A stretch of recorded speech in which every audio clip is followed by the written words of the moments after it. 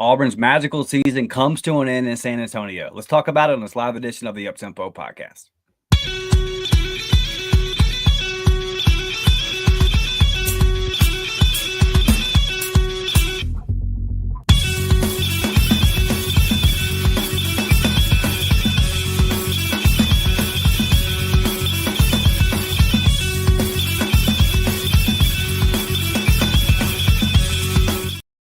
Let's go, Auburn family, up-tempo gang. Welcome back.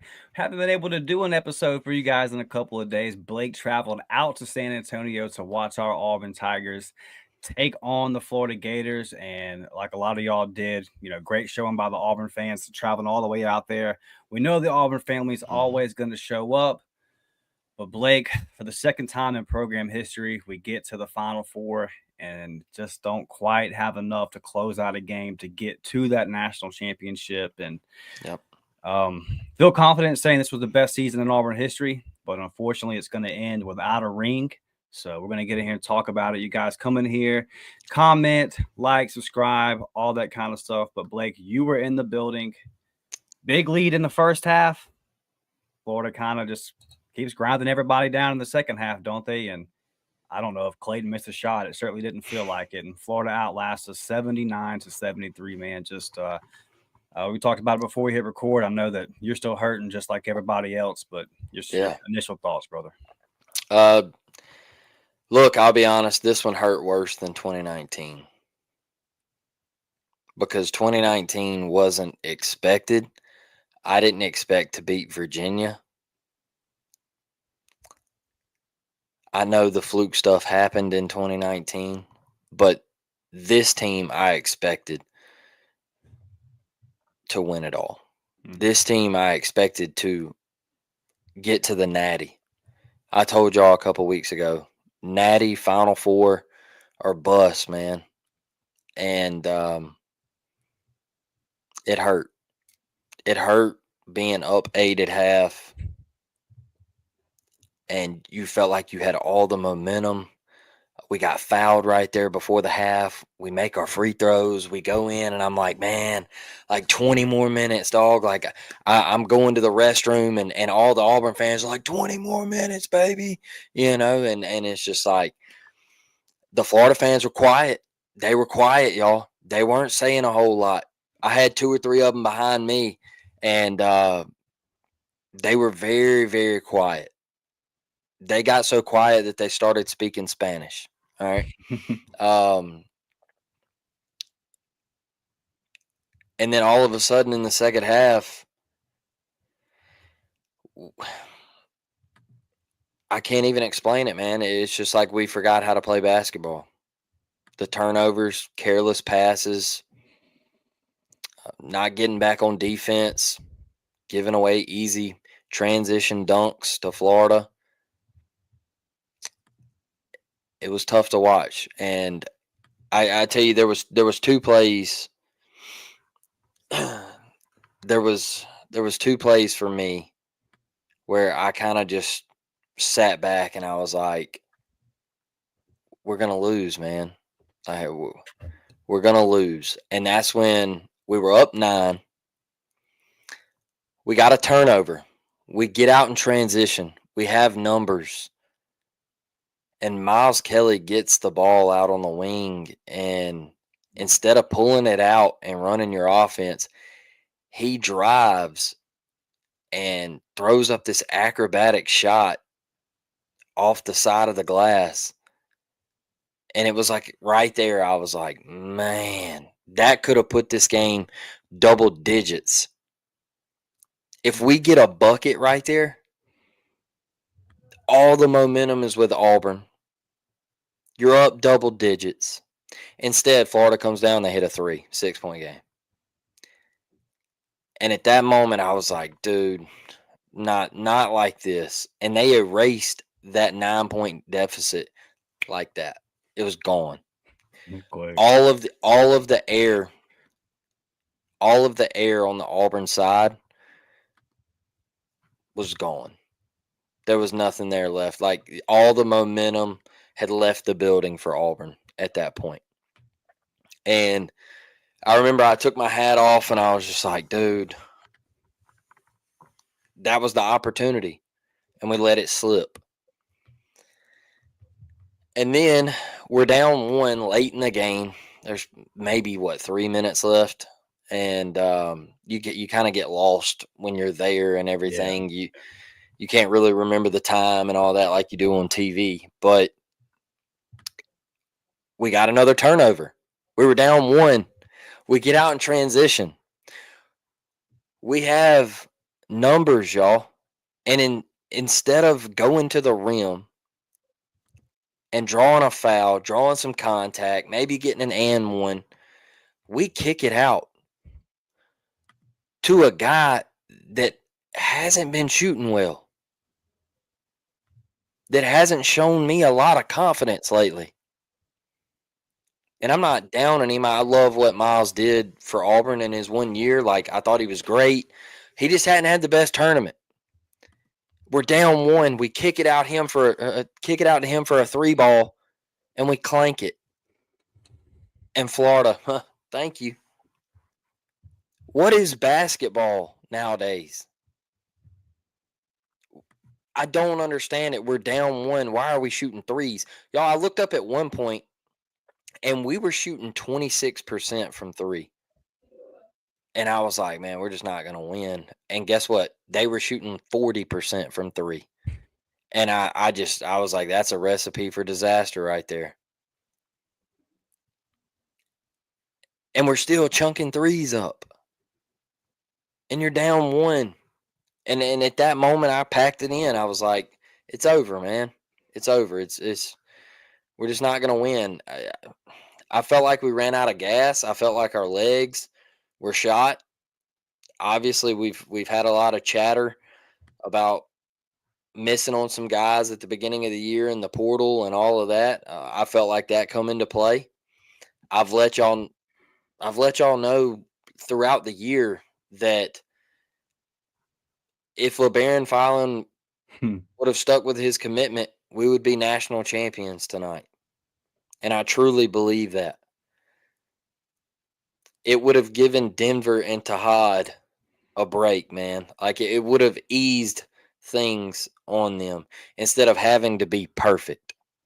Right. At least get Trey Donaldson. I would have took Trey Donaldson Saturday night. I would have took Trey Donaldson Saturday night in that situation. Just to log me some minutes, man, and give my guys a break. Tahad didn't play well, y'all. He was a freshman. We had seen him time after time after time show up in big games.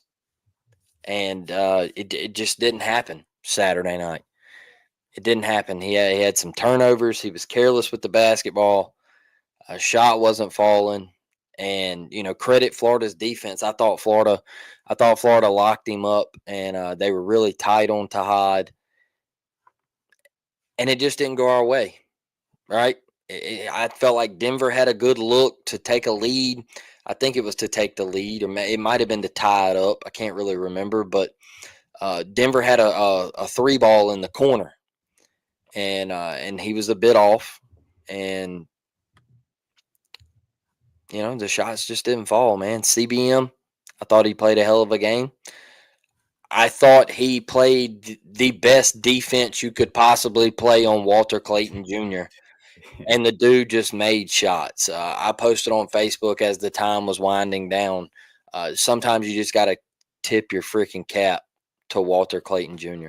And you just got to say, hey, bro, you beat us. You beat us. And some of those shots, y'all, those are the lowest of lows in basketball. Those are low percentage shots. And Walter Clayton Jr. was out there making them look like they were high percentage shots.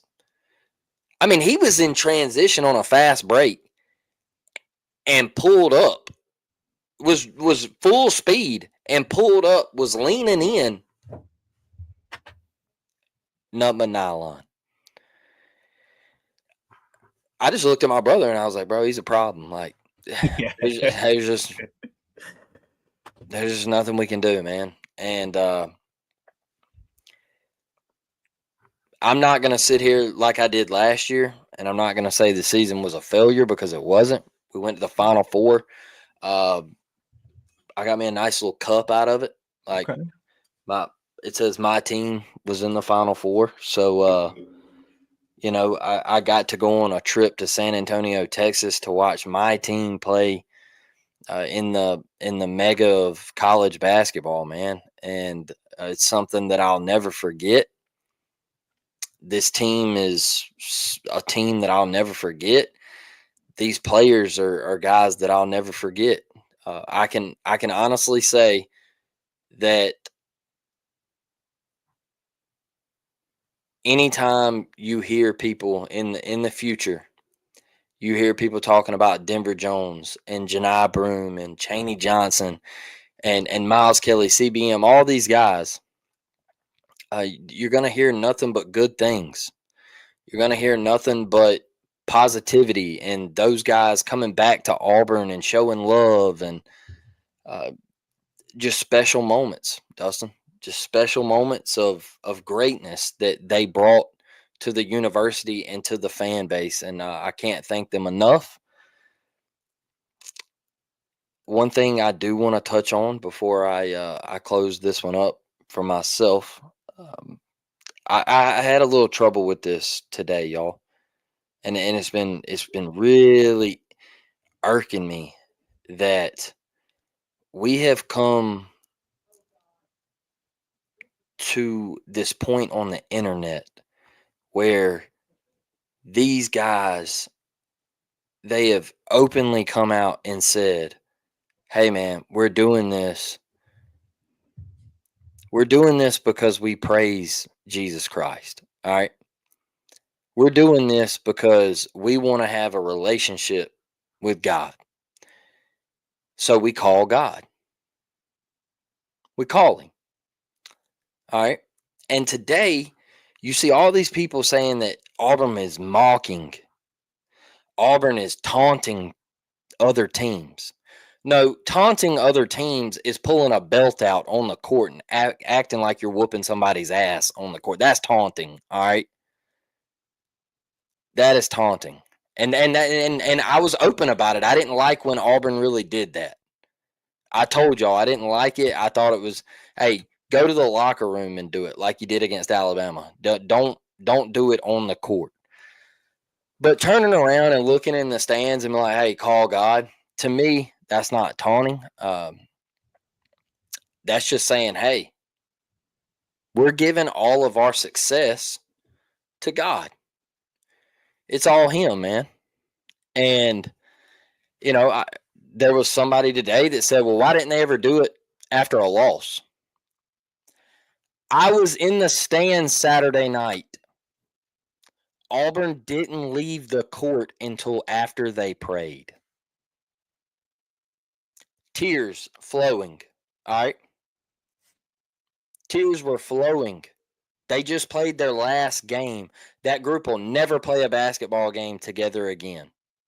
It was Chris Moore's last game as an Auburn Tiger. Hmm. And they prayed together before they left the court, knowing that that was it. It was over. And my thing to the call God thing is, well, they don't do it after a loss. Well, only thing I've ever known to do after a loss was hold my damn head down and say, "Man, I lost. I was short of success. I didn't reach the pinnacle. Yeah. I failed." So yeah, I'm not going to look up, and that's not the first thing on my mind after I lose is no, it's like Janai. He wrapped his jersey over his head. He was like, I failed. But then when they collected all their thoughts, coaching staff got them together. He said, hey, let's pray. I don't like the whole turning this into a mockery and things like that. This team was open from the get go about it. This team let people know out the gate what it was about. And Dylan Cardwell, Every time he got in front of a mic, he brought it up. And he brought up how BP is a dude who's been scrutinized all year long from former Auburn athletes and a company that don't want to hear it on their network. ESPN don't want you talking about that stuff, and these dudes did it anyway. They said, "Hey, man, we're open about it." So if they wouldn't have done all of that stuff, I might would have believed you. I might would have said, "Hey, maybe it was." But when all these cats who are in their 20s step up to a microphone and they bring it up every single time, I'm not believing you. Right. I'm not. And I love this team, Dustin. I'll Yeah. never forget this team. They gave me a trip, man. Like uh, Tiger Walk was absolutely packed. The energy was high. I was walking down the street getting ready to go to the Alamo Dome, and all of a sudden I hear this kid, and he's like, "Dad, Dad, Dad," and his dad was like, "What, son?" And he's like, "The team bus." And he turned around and he pointed, and his dad was like, "Come on, boy, come on." And he like picked his son up and he put him on his shoulders. And here come the team bus. And I was like, "Bro, I gotta get my phone out. Gotta get my phone out." And like I had to put music over what I was saying because I was like, "Let's go, man. Let's go." And at one point, like my voice cracked because I was getting emotional that I was like, bro, I'm literally about to walk in this arena and get to watch the Auburn Tigers play in the Final Four. And it's something I'll never forget, man. So I thank them for all the good that they brought. And me and you getting to talk about this team, Yeah. it's just incredible stuff, bro. Like I I wish it didn't have to end. I really I sit here today and all day at work, and I just thought to myself, like, man, I'm supposed to be in San Antonio today. Like, I'm supposed to be getting ready to go watch Auburn play for the national championship, and it just didn't work out like that, Dustin. Yeah. Yeah. It was it's, it's up there. It's up there with the Florida State football game. It's up there with the Virginia game. And you know, anytime you get that close, it's just Yeah, like me and you talked about before. Golly, it's so hard. I mean, I watch everything, Blake. You know that, and you do too. Like we got sports teams in every sports, and yeah, I don't know, man. College basketball might be the hardest one because it's one and yeah, done. It's yeah, one and done. Like if Auburn played a series with Florida, I don't know how it would play out. I mean they have beat us twice, so it's kind of like we played twice, they beat us twice. I got to tip my hat and say they're the better team, but it's one and done. It's so tough. Um, to your point real quick about the call God stuff. I co-sign what you say into the fact of the first thing that Dylan Caldwell said in the press conference after losing to Florida in his last ever collegiate game is first off, I want to thank my Lord and Savior Jesus Christ. So anybody who says that they just do this as a taunt and they don't really mean it, you either don't follow the team and yeah, or some of the I know some of the people that you're talking about online, they're just miserable people. And one in particular, you guys know what the deal is. I would just like to say publicly, I don't associate with that person out there today spreading a lot of hate and negativity on X. That person's not associated with me, not associated with our brand here. We don't play that crap. So we'll just let that stand on its own. So proud of this team, Blake. Um, I mean, 4 number 1 seeds. We knew it was going to be the best of the best. 2 great games. I mean, that Duke Houston game, that was pretty nuts. That was pretty yeah, nuts. So you for sure got the 4 best. And like I said, man, I look at it and I say they beat our ass at home. yeah, They handled us. They came back and beat us in the second half on neutral court. They're a better team, and we've talked so much about guard play and their depth at guard, and one guard in particular. I mean, Clayton had a three, bro, where he's in the corner. There's like 13 on the shot clock. He yep, kind of jab steps and pops back and goes to shoot it. And I'm like, I say out loud, that's such a bad shot. Like, I'm like, let's go. That's a terrible shot. With 11 seconds in the shot clock, and he made it more difficult than he had to, and he nailed it. And I was like, Yep. oh, well, all right then. Yep. This is it, it just is what it is. Tahad has been great. He's been great in the big moments. So I'm gonna be careful in saying that I don't think the moment was too big for Tahad because that's when he's been his best all year in the big moments. Yeah. I just think he had a bad game He just had a bad game. at the wrong time. Yep. Like if we didn't have all these other reference points of him balling out in the clutch in the big games, then maybe we could have a conversation, But it just happened to not be that night. And then if we go back to the game with that first matchup with Florida, and it's funny, when Florida beat our ass the first time, I said they're a bad matchup for us. And then I watched more of Florida, and I said they're a bad matchup for everybody. They're Yeah. just they're just like that's tough. That's tough. So shout out to Florida, man. They beat us fair and square both times. It is what it is. I gotta this season, like you said, Blake, it wasn't a failure. This No. team set out to get to the Final Four. I know they wanted to win a championship, and I watching Simo's speech, watching Dylan Caldwell break down yesterday at Neville, and I thought back to it was like a football game that I don't even remember which one, but me and my girlfriend were walking down from Neville. We had went up. We were just kind of sitting in Neville, sitting there waiting on a game all day. It can be hot, and we were sitting there in Neville just chilling. And we were walking back down, probably going to the Tiger Walk or something. And Dylan was coming up, big old 7-foot Dylan on one of them tiny scooters, and it looked really funny. And he came right by us, and people were walking by, and he had kind of had to stop and we just had a nice little 20, 30-second interaction with him, but just super nice, took the pictures, super gracious, just one of the things where it's like he really is that guy in front of the camera, off the camera. And then I'm at a basketball or a baseball game, excuse me, a year later. It was Austin Pay last year. And Dylan's out there down the third baseline in the stands leading the Auburn chant. He's getting half the stadium to say Auburn. He's getting the other half to say Tigers. And it's just like, man, every time I come to this campus, I see this guy out here interacting, being part of it. So, and he could have transferred down and gone somewhere where he was the starting center. And when Janai came in, he could have pitched a fit and gone somewhere else and got more minutes. But he stayed. And then, shout out to him for putting in the hard work because he definitely improved year by year by year and was such a massive contributor this year. He got significantly better from the time he showed up till the time he's leaving now. I personally think Dylan will be great in the media.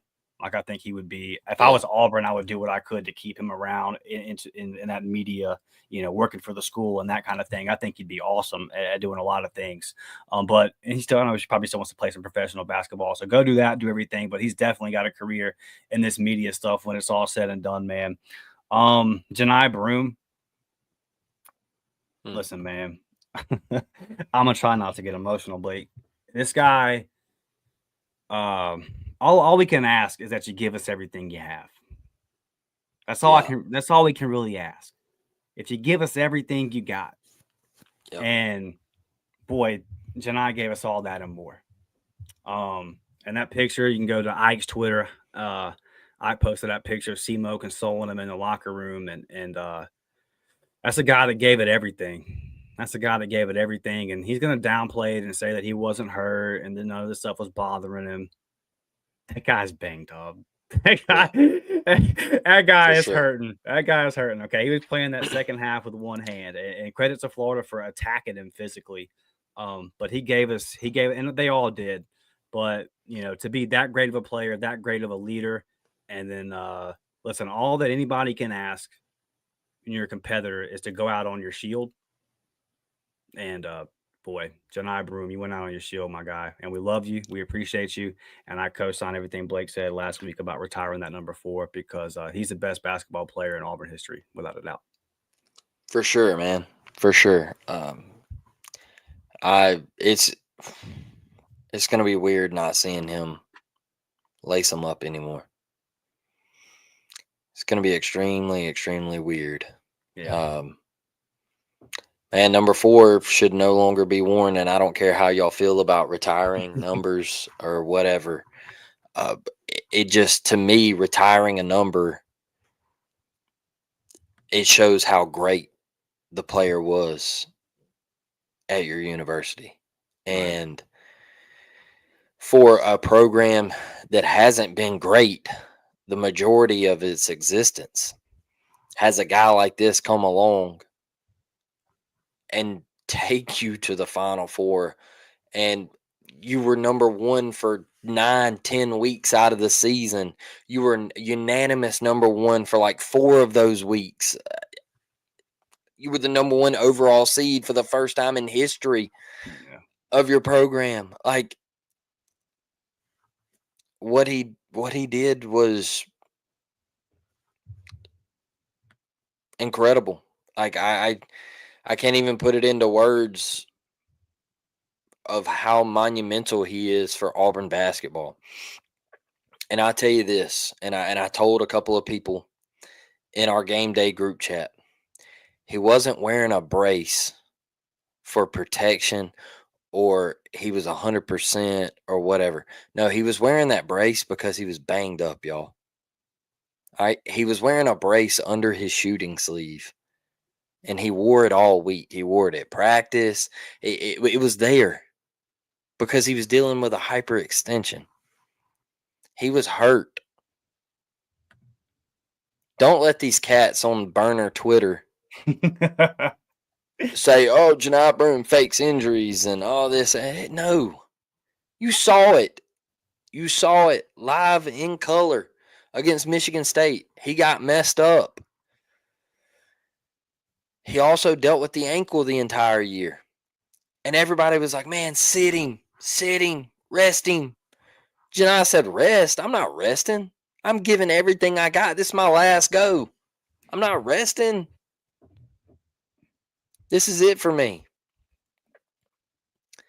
And he was wearing the brace because he was hurt. And people want to say, "Well, Janai said he was 100%. Janai, of course, he's not going to come out and be like, "Yeah, I'm 60%, man." No athlete is going to ever do that. Because then you're It's making an like the excuse Michigan and you're State yeah. game. BP looks at him, "Can you come in? Can you play?" What athlete is going to look at BP and say, "Nah, man, I can't. All right, nah." Right. No, man. He could have a broken leg and Janai's going to be like, "Hey, dog, I can play. I can play." That's the competitor in you as an athlete. You're always going to say, "Hey, I'm good. I'm 100%. I can play." He was banged up, y'all, and he still gave everything he possibly could. When I knew he was gassed and he couldn't give any more is at the end of the game when he shot those 2 atrocious free throws. Mhm. And I said, "You know what, man? For once, I'm okay with you missing them." I said, "Because you gave us every freaking thing you had, man. You gave us blood, sweat, and tears. And I know they're crucial and we needed them to stay in the game, but at that point, we weren't winning." And I was okay with it. I said, "Man, it's okay, dog. You did your thing, and I'm okay with them 2 missed free throws because you poured your heart out to the orange and blue." And I think it's also something that younger kids in high school need to look at. Mm. You can be a Janai Broom. You can go to the lower level and have success, and all it takes is for you to go up against a bigger school and a coach get eyes on you. Because that's what happened with Janai. BP watched him play who? Walker. And he said, "Oh my, I found my next guy." Chaney Johnson, the same way. You played Auburn in a scrimmage, and BP said, "Hey, I got a guy right here." So, for all the young kids out there that are in high school, don't get discouraged because you don't get a D1, P4, or P5, or whatever they call it now offer. Go small, go mid-major, develop, and then transfer into a power conference and hoop. And you can be as successful as Janai Broom or Chaney Johnson. A lot of love for this team, man. Chris Moore, a lot of love for a dude that, you know, we talk a lot of trash about the kids nowadays, but he's one dude who you look him eye to eye and you say, hey man, you're only going to log about 8 minutes a night this year, and this is the last year you'll ever play basketball. Most kids nowadays would have looked at you and said, hey, I'm out of here. I'm gonna go home and transfer to Arkansas State or Arkansas Pine Bluff or something like that. Instead, SEMO said, hey, I'm locked in, brother. I'm ready. Let's make a run. I just got a lot of respect for these dudes and how they carried themselves. And I want to shout out real quick, Dustin. I want to shout out CBM for getting it together and showing us that it can be done when everybody's downing you. And you had the incident with Alabama and all of that. You got it together. You kept your cool in March, and you showed up when Auburn needed you. You had big moments in March Madness, and that is all we asked, was for you to show up and help this basketball team. And shout out to him because he did it. And I'm gonna miss Denver Jones, man. Dude, I don't even know where to start. I'm gonna miss his sister. I'm gonna miss his mother. I'm gonna miss Denver. I'm gonna miss Denver with the headband and the two and oh man, the Iowa State game, the ending to that one, like just clutch shot, the defense. That dude was special for us, Dustin. It was. And one thing I always love about Denver is he was quiet about it. He was quiet about it, and he moved in silence. And he wasn't one of them dudes that was gonna put mustard on the hot dog. He wasn't gonna showboat, and he wasn't gonna be loud about it and let everybody know. He was gonna do his business quietly, and I think that's why. I really loved watching Denver play basketball, man. It's just a lot of pain in this episode, and it sucks. Yeah, it does. It does, man. But let's get to some of these comments. Karen is here as always. War DM Eagle Up Tempo Gang. She says that she hasn't had anything to do with Auburn sports since Saturday. Even debated not watching the podcast. She is tired of the disappointment. But she says, as James says, what's up tempo? The thing that bothered me the most is the name calling and fans and others about BP and these players. Shame on those who hide behind their fake names and say what they want. Yeah, James, it's really easy to hide behind a burner and say stuff when you know that with one hand, Janai Broom would still whoop your ass. And then James says, at Dustin and Blake, I appreciate you both giving us a platform to talk about how we're feeling after this game. And Karen then says, I second that, James. This is actually making me feel better. So good. Karen says James says it shows that there are some real Auburn fans out there that really care. I promise you, me and Blake really care. I can promise you that, man. We do care. We care. Maybe a little too much. That 10-hour drive to San Antonio is rough. I can tell you that. Rough. Hey, shout out to I got to shout out my guy Mike. All right, Mike ran into a problem Saturday morning in New Orleans airport. Flight got canceled, had to get in his vehicle and drive from New Orleans to San Antonio the day of the game just to make it there on time, man. So shout out Mike. That's an Auburn man that cares. I had to throw that one in there because he messaged me at like around lunchtime and was like, did you have trouble finding parking? And I was like, no. And by the way, shout out to San Antonio for having your crap together. All right. San Antonio, I wasn't fond of the city. I didn't think it was that great. Um, just me, in my opinion. I thought it was I wouldn't gather the troops up in there with my family and say, "Hey, let's go for a weekend in San Antonio." Um, but as far as being prepared as a city for the Final Four and all those people coming in to your city, and the parking was super easy, getting in and out after the game was super easy. The directing of traffic was super easy. So, shout out to San Antonio, man. They were really, really good with that. And yeah, it sucks, man. I wish I was walking in there right now, to be honest, because it's 6:47 and they play in an hour? Yeah. Yeah. And I think Florida's going to win. Oh, I yeah. felt like whoever won the Auburn Florida. Houston's great. I feel like Florida can get to 70, and I don't know if Houston can. And I think we would have beat Houston. I just think the SEC is that league this year. But I think when it's all said and done, we're going to walk away saying Florida was the best team. You know, I told y'all about the guy that I sat next to, and he was from the same town as Tahad and all that, and he wasn't pulling for anybody or anything like that. Like, he was just telling me, you know, he was like, "Man, I'm from like," he's like, "I live in San Antonio now." He was like, "So we go to Houston a good bit and watch the games and everything." And he was like, "Houston just doesn't like they don't have it offensively." And he was like, "Duke's gonna beat these dudes by 15." So when it got up to 14, we were like, "Oh, here goes Duke," you know. And then all of a sudden, Houston just three, three, three, three, and I was like, "Oh my goodness!"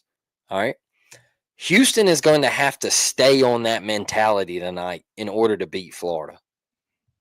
Like, when I watch those two teams, Houston's going to have to shoot the three ball at an extremely, extremely high clip in order to beat Florida, unless Walter Clayton just falls off the face of the earth and goes 1 of 13 from the field and just loses his powers like Monstars. Uh, I Yeah. just think it's Florida, man. They have too much depth, too much size inside. The Tanner Houck kid's amazing. Even though what's his name ain't playing that great, Condon. He didn't play that well against us, but they still have the other big guy. What's his name? Lang, what was it? Possibly. Lang They got so Clarendon or many whatever. bigs. They got so Yeah, many but bigs that whatever bother me. his name is, they just rotate them out, man. And then you got Elijah Martin and all those kids. I mean, they're just stacked. They're stacked, and they got hot right at the end of the season. They went to Auburn and they got us, and they just kind of started rolling. And that was it, man. And I just think the winner of our game was going to win the national title. And we talked about that the other night. He was like, "I really feel like, even though Duke's got Cooper Flag, he was like, I feel like the winner of Auburn and Florida is going to win the national championship. And if Florida does win tonight, it's probably going to hurt that much worse." So, Hmm. Yeah, for sure. EPW says whiffing on Pegues hurt big time. Me and Blake were texting about this today. It just and brutal. Bruce mentioned it a lot too. But yeah, when you miss on when you miss on Pegues, and I'm kind of surprised that it turned out that way. Like I watched a whole lot of Furman last year, but you see his numbers, and I did watch him in the tournament, and he played great in the tournament. So you definitely felt like he could play that McCormick role as a backup point. Yep. It just wasn't there, and it was obvious. And then what had to happen was you end up kind of having to move Denver away from what his national strength is, and you were able to get away with that for a lot of games. But when you're playing a team like Florida, it's just the littlest of things, right? You kind of when you get to that point, you're playing that elite level of a team. One or two small things can be your undoing. And yeah, we just got gassed out, and they were able to rest their guys enough. You look at a guy like Jakai Howard.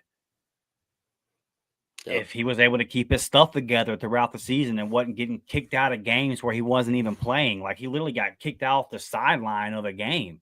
And then he had incidents in practices and all this kind of stuff. If that wasn't the case and you could depend on him, if he could have gave you 10 minutes with CBMA had a little more juice in the legs, So it just could you have ran him as a at the 4 a little bit, in a small ball lineup and maybe giving Dylan and Janai a rest and that kind of thing. But it just got down to that situation. Turtle, like he's not really a playable guy in against Yeah. Florida in the Final Four. So some of those misses, man, even on guys that are not expected to start and play massive roles, if you could just put them in for 3 or 4 minutes and depend on them to hold it down, then that could be huge for you. Yep. But I would say in Auburn's last 2 tournament losses, lack of depth at certain positions has killed us. We saw it in the Yale game, right, where you couldn't play Yep. Aiden because he was unplayable, and then you didn't really have anybody else at point guard, and Trey played the entire second half, and he just got gassed out and he lost his legs. So it is what it is, man. And credits to Florida for building that roster, and they got reinforcements, and they just keep throwing them at you in waves, and they've done it. Blake, I picked and shout out to Mike. You mentioned Mike; he's going to win our tournament challenge. I picked Florida to lose in the Elite Eight, and my thinking was not that Florida wasn't good enough to win the national championship, but I just felt like they're on a heater.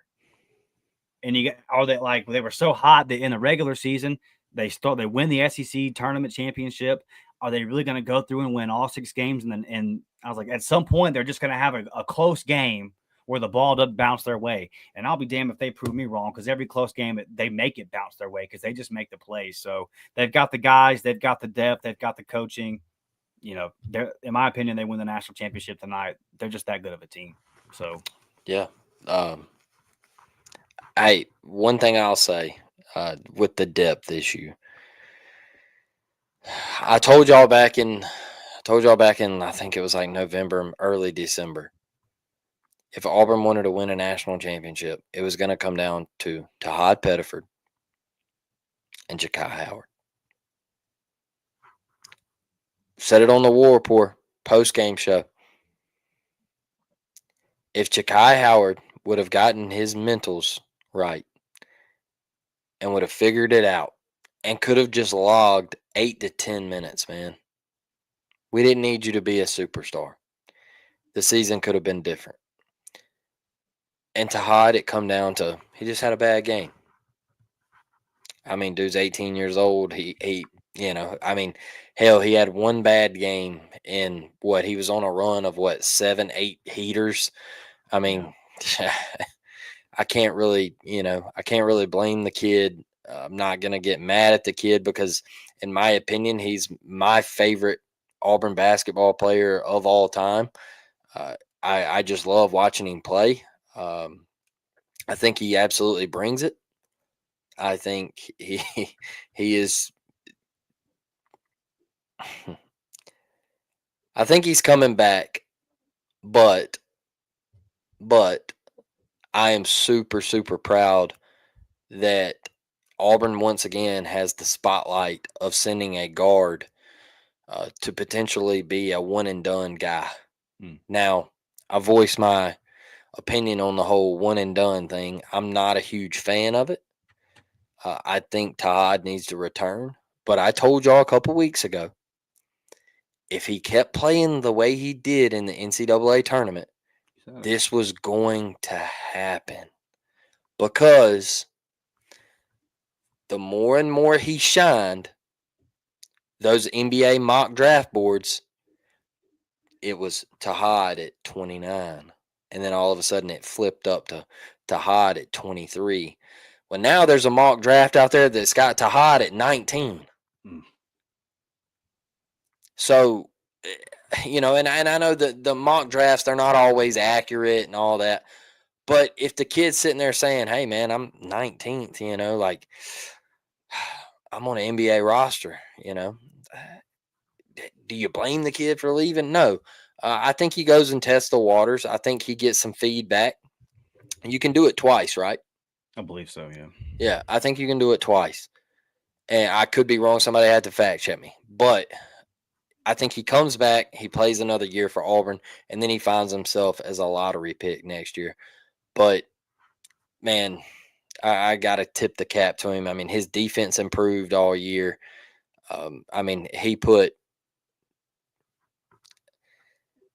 He put everything he had into that closeout, and just put all of it on old buddy's forehead. Yeah, Uh, sure. That's a foul. yeah, it was a foul.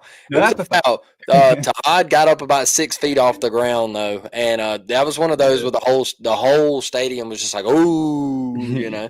Um, but hey, special player, man. Jakai, I hope he stays, and I Right. hope he develops into a great player. Would hate to lose him. I think this team, even though we're losing a lot, if we get the right pieces, the right bigs, we've already got one crucial piece. Mm. And so I think we could put together a very talented roster. Now, obviously, we're probably not going to go 32-6 and and win the SEC the way we did this year. But I still feel like we could sneak into the tournament and be a problem for somebody and have some success. So let BP work, man, and he'll put it together, and we'll keep trusting in him. Yeah, absolutely. And as the roster fills out, we'll continue to drop podcasts talking about Yeah, it. We're not done talking about Auburn basketball here for sure. Yeah, so we'll see what happens with Tahad. I'm on the same boat as you. You know, as we start getting to that top 20 territory, it kind of feels like, yeah, you might have to take that opportunity. But there's still some ceiling there. And I feel like he could possibly be around that top 8, top 10 if he comes back and continues to develop. He's a little bit better defensively and just yep, continues to grow his game. And I thought what happened in the second half there, you talked about that Miles Kelly one where he shot the three. And it's just like, go to the basket, man. yeah, You got to go to the basket. And we just had these stretches all season, particularly this game where we're killing them in the first half down low. And I know yep, that Florida did some things to deny it. Like it wasn't just as easy to get it down low like it was in the first half and the second half. They did some ball denial and stuff like that. And they're a great defensive team and they're going to adjust. And I knew they were going to adjust. I knew we weren't just going to blow them out. But man, we get away from it, or this team did. There was stretches where they got away from it, and they were so good defensively that a lot of times they were able to mask that. But in the second half of this game, I kept waiting for that 4 or 5 minute stretch where Auburn clamped up defensively and didn't allow Florida to do anything. And that didn't come this time when it's yep, came all year. So I feel like if Tahad comes back, if he goes, I wish him nothing but the best. Do whatever's the best for you, young man. But I feel like they're coming back. And I'm not just saying this as an Auburn fan. I wasn't on here saying I think Jabbar needs to come back for one more year. yeah, I wasn't saying all that. So, for Tahad, man, I feel like if he does come back, then he can really he'll be a big name next year. He can get a lot of awards. He'll be the yeah, leader of the team, all that kind of stuff. One thing I want to get to, Blake, before we get out of here, and all you guys know, and if you don't believe us, you can go back and watch the Yale reaction show to last year. Me and Blake specifically clowned every single Auburn fan yeah, that was making fun of Alabama when they lost their Final Four game yeah, because we lost to Yale in the first round. So who are we? Who are we to say anything about a team that made it to the Final Four? yep, So keep that in mind. I'm gonna keep because that's the energy that we've always had. This isn't barn goggles all of a sudden. This shit was pathetic Saturday night. And I'm going to tell yeah, you why it's extra pathetic. I'm acknowledging that Auburn fans did it last year. But number one, you're not in the Final Four. So you're tweeting from the couch. Auburn's in the Final Four, losing a close game to Florida, who's better than Alabama, by the way. So play twice. Auburn won one on the road at Bama. Then Bama wins a buzzer beater in overtime on the road at Auburn. So it's 1-1. Auburn is the SEC regular season champs, and Auburn advanced to the Final Four. I think the nod goes to Auburn. So it was everywhere. Like media outlets for Bama clowning Auburn. Credentialed media outlets. But the most embarrassing thing about all of it was at the very time they were making fun of Auburn for losing into Florida in the Final Four, Auburn was beating Alabama in baseball. true story. So you are taking some kind of joy in Florida's success for doing something that you aren't capable of doing. At the same time, The university you're clowning is playing your university in one of the top 3 major revenue sports and beating you for the 5th time in 7 series. Yep. Embarrassing. Like for a fan base that had 18 years or however long it was of Nick Saban. That's a fact. To resort to that so quickly. Y'all have already forgot what he taught you. I take back any credit I've ever given Bama fans on this show for being result oriented. Because I have before. I said, man, sometimes we should focus more on the results instead of the creed. The way I take it back. I take it back. I take it back. I give them no credit. Clowns. Absolute clowns. Because again, not only were you not in the Final Four, and I will never ever, I didn't make fun of Alabama for losing to Michigan in the bowl game in football because Auburn didn't make one. I'll always keep that same energy. But you're literally clowning us as we're wrapping up beating you in a baseball series. Not golf or tennis, which we'll probably beat you into, but baseball. For sure, golf. And I right. And we beat everybody in that. National champs. And then I see some people trying to downplay it. Well, you got to bring up baseball into that. Shut up. Shut up. If Bama would have beat Auburn, in baseball, you'd have been right there. You would have been right there doing it. I know because I went to some of these media outlets' accounts, searched the word baseball, and sure enough, had to go back a couple years. But the last time they did beat Auburn in baseball, they talked about it. Now all of a sudden I don't know what you think about that. Who cares? Bro, it's clownish. It's clowning. As if you really want to evaluate it in the 3 major sports, you beat us in football. Congratulations. Basketball, we were better.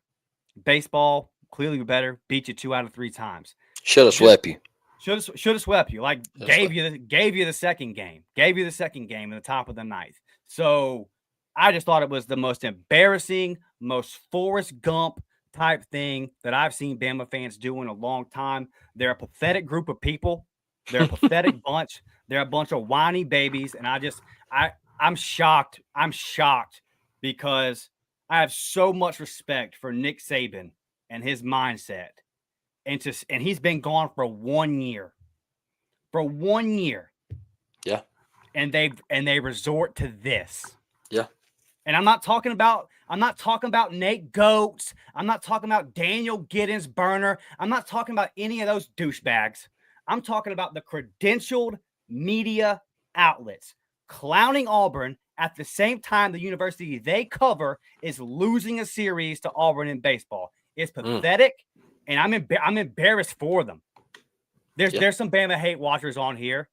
So I'm gonna let y'all know. Embarrassing. Pathetic. The Bama fans have done a lot of pathetic stuff. That right there, boy, since Updike and then since the backing up of Updike, because that was always my thing with Updike was like, okay, well, it's a one-off. Nah, they backed him up. Yeah. They supported him. Pathetic. Absolutely pathetic. You're tweeting from the sideline when a guy like Janai Broom is leaving it all on the court in the Final Four. And at the same time, 5 out of 7 in baseball. Shut your asses up, bro. Like, shut up. It's pathetic. Absolutely pathetic. Every Gump watching this, just, you know what you can do. You want to get that super chat before we get out of here as well? Yeah, man. Yeah, I haven't seen. Sorry, I wasn't over here in the comments. No, you're good. You're good. I just didn't want to. So Nina says, I am wrong because Duke losing helped me feel a little better. Nah, I think every college basketball fan out there hates Duke. So Nina. Can I tell y'all something? Duke was pulling for Auburn Saturday night. Houston was pulling against Auburn. The Houston crowd was pulling for Florida. And Duke wanted the rematch. All Duke fans wanted the rematch with Auburn. They wanted that to be like the national championship game tonight. They wanted that to be the pinnacle of it all. Winner take all. You settle it in San Antonio. So the college basketball fan in me, growing up, yes, I hated Duke. I thought they were the little rich preppy boy school. That's just how I always viewed Duke. And I never really liked them, and I always pulled against them. I wish Gordon Hayward would have hit the half court shot. I wish it would have went in. Like I had a lot of hatred towards Duke, but their fans, man, their fans were like pro Auburn Saturday night, and you know when they got beat, I talked to a couple of them, and one guy told me, he was like, "Look, bro," he was like, "I know how you feel, right?" And he was like, "We just lost too." He was like, "But one thing I can tell Auburn fans is he was like, it's really hard to get to a Final Four." He was like, "It's even harder to win a Final Four." We're finding that out. He was like, "So I know you guys are frustrated."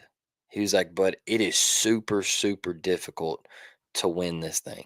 And I think that was, to your point of college basketball is probably the hardest one to win because it's a one and done. It's single limb, man. Like you have one bad game and you're going. And for Auburn's case, you have 20 bad minutes, Yeah. 17 bad minutes, and you're out of there. And that's all it took. So um, it sucks that we didn't get the rematch of the game that we wanted, but yeah, I just wanted to share that with y'all that Duke fans were actually rooting for Auburn, man. So it was pretty cool. Interesting. Well, Blake, I'm glad that you got to go out there, man. I'm glad that you got to experience that Yeah, with your man. brother, and hopefully, BP's got one more run in him, and I think he does, man. I think we got one more deep run in this before Bruce gets out of there. Hopefully, a couple more, But it's difficult, it's tough. I want to thank all of y'all, good crowd tonight, for being in the Yeah. comments. Stonina, thank you for the super chat. Um, I know it's not the best topic in the world, but like some of y'all are talking about, y'all needed this. So glad that we could provide. We'll be on later in the week. Look, we got a Yeah. football commitment. I just banged out a member pod for watching some film on got our first offensive lineman commitment of the season. I know my guy Brett, I know my guy Thomas Manville gonna be fired up to get in there and watch that film. Yeah. And yeah, man, there's Auburn actually. I know Hugh Freeze is loving this.